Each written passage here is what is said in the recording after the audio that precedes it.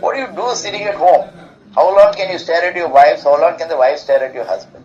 Our youngsters must say, this is my country. I want to work 70 hours a week. Recently, Infosys founder Narayana Murthy suggested that young professionals should work 70-hour weeks to help India grow. This sparked massive debates, with some agreeing with him but others pointing out the mental toll that such a culture takes. We have seen extreme cases like the tragic death of an EY employee due to work-related stress, which does highlight the increasing reality of mental health and stress issues in India.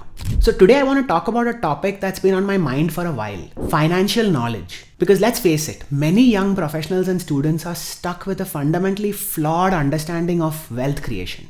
So I've worked in the IT industry for over a decade and invested in multiple ventures, and I've observed clear patterns of where people go wrong. Let me start by saying this: you can create wealth ethically. Is it rare? Yes. But is it possible? Absolutely. I'm Srinath Warrior, AI Engineering Manager from Bangalore.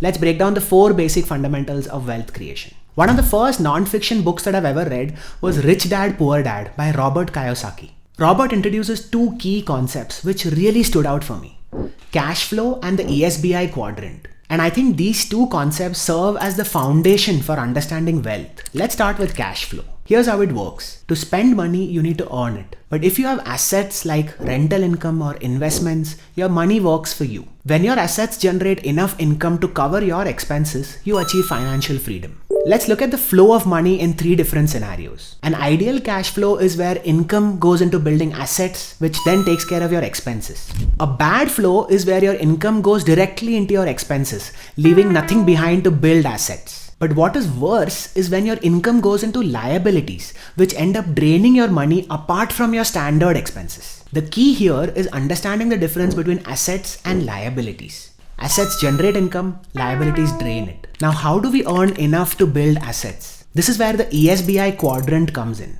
ESBI stands for employed, self-employed, business and investor. If you're an employee, say a fresher at Infosys, working 70 hours a week will not make you wealthy. Mainly because you are easily replaceable. Companies operate at scale, independent of individual employees. You are just like a small piece of a large machine. And by design, each piece of the machine has to be replaceable. Now, moving to the self-employed quadrant might seem like a step up, because you hear all these amazing life-changing motivational movies and videos telling you to follow your passion and achieve your dreams. Maybe by starting a coaching class, a YouTube channel or a gym. But many confuse this with the business quadrant. In reality, most self-employed people become the most critical part of their own business. If you step away, the business collapses. So you're not really independent.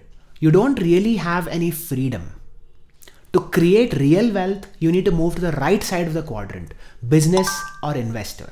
Start a business and delegate tasks so it runs without you, or invest in businesses that will generate returns for you. And this is how your wealth creation journey can begin. Before we go into more details on the right side of the ESBI quadrant, let's just clarify one thing. The quadrant doesn't necessarily mean that you can't earn wealth as an employee. If you're an employee, the key is understanding the value you bring to your company. If your contributions drive revenue or growth significantly, your company will reward you. But this depends on several factors: working in a great company, having a great product, building for a great market, and having a great manager.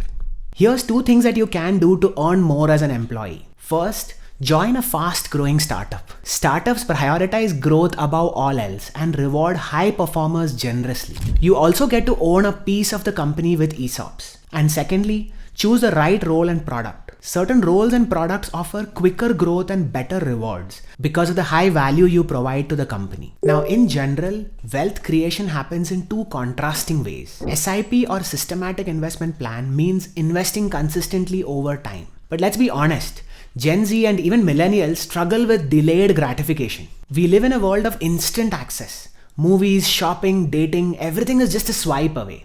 But the thing is that all good things in life take time and effort, like trust, relationships, health, or wealth. And they all follow the principles of SIP. You keep investing your time and money, and thanks to compound interest, your investments grow significantly in the long run. This is a stable and reliable way to build wealth over time. On the other hand, meteoric rises come from high risk, high reward opportunities like joining a startup early, creating a viral product, or making a strategic investment. Now, I believe that the key is to tap into both approaches. Live the majority of your life with an SIP mindset. So you use SIPs for stability and long-term growth. But keep an open mind for meteoric rises.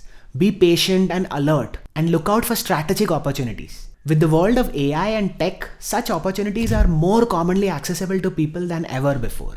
The barrier of entry is very low. And finally, how do you consistently maintain this game of wealth building? So this is where many people get confused on the difference between wealth, money, and status. Naval Ravikant explains this beautifully. Play wealth games, not money or status games. Status games are about competing with others. It's a zero-sum game. You can only win if someone else loses. Money games focus only on earning or spending. This is like short-term thinking because it ignores the broader picture of value creation.